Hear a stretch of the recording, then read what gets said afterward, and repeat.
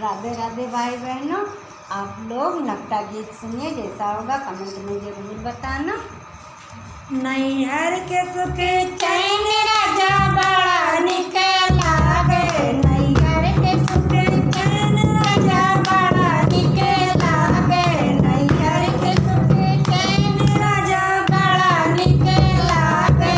तुहार लगे मम्मी हमार लगे सासू, तुहार लगे मम्मी हमार लगे सासू, लल्ला के लगे दादी राजा बड़ा बुरा लागे, लल्ला के लगे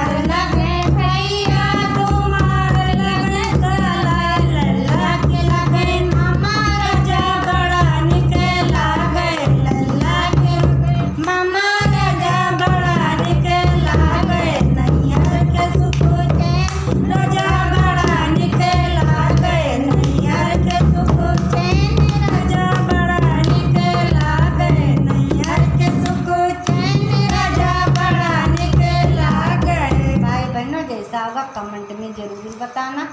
और थोड़ा आप लोग हमारे पर ध्यान दे दीजिए, हमारा मदद की जाए, हमारा कमेंट थोड़ा बढ़ाए दे सब लोग, तो हमरो तनी बस जरा संतुष्टि मिले कि हमरो बढ़ता है, उसको गाइता है लेकिन रोता है।